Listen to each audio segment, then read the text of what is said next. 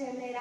आदरणीय अध्यक्ष महोदय, माननीय परीक्षक, उपस्थित शिक्षक वृंद आणि माझ्या प्रिय मित्र मैत्रिणींनो, आज मी तुमच्या समोर उभी आहे एका अशा भारताचे स्वप्न घेऊन ज्या भारताकडे संपूर्ण जग अभिमानाने पाहिल, ज्या भारतात प्रत्येकाच्या चेहऱ्यावर हसू असेल, ज्या भारतात प्रत्येकाच्या चेहऱ्यावर हसू असेल आणि प्रत्येक विद्यार्थी अभिमानाने म्हणेल की होय, हा माझा भारत, माझ्या स्वप्नातील भारत। आणि प्रत्येक विद्यार्थी असं म्हणेल की होय, हा माझा भारत, माझ्या स्वप्नातील भारत।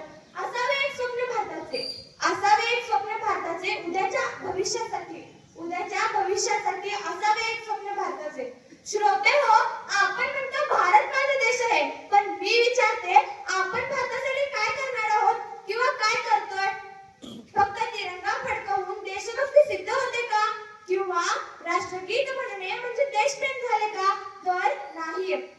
झाडू घेऊन स्वच्छता करणारा स्वच्छता कामगार देश घडवतो, प्रामाणिकपणे कष्ट करणारा विद्यार्थी किंवा शिक्षक देश घडवतो, शिक्षण घेणारा विद्यार्थी आणि शिक्षण देणारे शिक्षक देश घडवतात आणि दुसऱ्याच्या मदतीला धावून जाणारे मन देश घडवते। म्हणूनच मला असं नक्कीच म्हणावंसं वाटतं, देश बदलण्याची वाट पाहू नका, स्वतःमध्ये बदल घडवा। देश बदलण्याची वाट पाहू नका, स्वतःमध्ये बदल घडवा। स्वतः एक पाऊल पुढे टाका, देशाला 100 पावले पुढे न्या। स्वतः एक पाऊल पुढे टाका, देशाला 100 पावले पुढे न्या। माझ्या स्वप्नातील भारतामध्ये गरिबीपेक्षा शिक्षण मोठे असेल। माझ्या स्वप्नातील भारतामध्ये गरिबीपेक्षा शिक्षण मोठे असेल। प्रत्येक विद्यार्थ्याला स्वप्न पाहण्याची आणि ते पूर्ण करण्याची संपूर्ण अधिकार असेल। म्हणूनच मी असं म्हणते, माझ्या स्वप्नातील शेतकरी हा केवळ जगाचा अन्नदाता नसेल, तर तो समृद्ध भारताचा अभिमानी निर्माता असेल।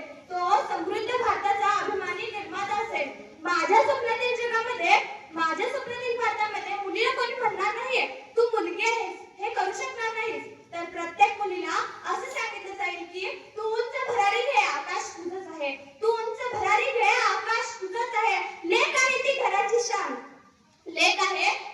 शान, तिच्या स्वप्नांना देऊया थोडासा मान। लेक आहे ती घराची शान, तिच्या स्वप्नांना देऊया थोडासा मान। मुलगी शिकली पुढे जाईल भारत, तिच्या स्वप्नांना देऊया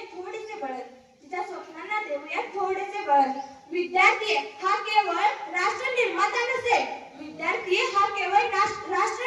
नसेल, तर त्याच्या प्रत्येकाच्या मनामध्ये अभिमानाने एकच वाक्य असेल, होय, हा माझा भारत आणि माझ्या स्वप्नातील भारत, होय, हा माझा भारत आणि माझ्या स्वप्नातील भारत। अशीच एक कथा मला तुम्हाला सांगावीशी वाटते। एक आजोबा व त्यांचे नातू रस्त्याच्या कडेने चाललेले असतात। जाता जाता आजोबांना वाटेमध्ये एक प्लास्टिकची पिशवी पडलेली दिसते। ते आपल्या नातवाला बोलतात, बाळा, ती पिशवी उचल बरं। तेव्हा तो नातू म्हणतो, ती माझी नाहीये, मी का बरं उचलू? तेव्हा आजोबा त्याला समजावून सांगतात, बाळा, हा देश म्हणजे केवळ सरकार नव्हे, तर हा देश म्हणजे आपण सर्वजण। त्यावेळी त्या मुलाने ती पिशवी उचलली। दुसऱ्या दिवशी आणखी एक पिशवी उचलली। तिसऱ्या दिवशी त्याला त्याच्या मित्रांनी मदत केली। काही दिवसात संपूर्ण गाव स्वच्छ झाले।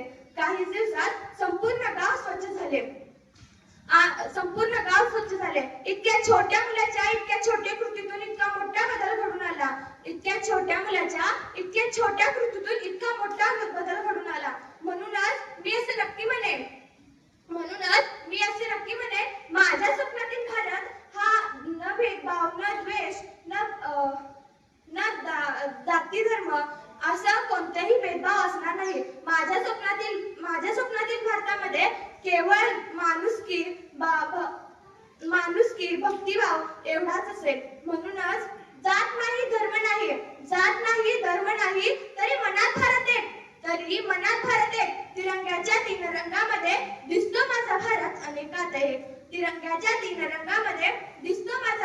अनेकात एक। श्रोते हो, तुमच्यामध्ये ताकद आहे सिंहालाही कवेत घेण्याची, तुमच्यामध्ये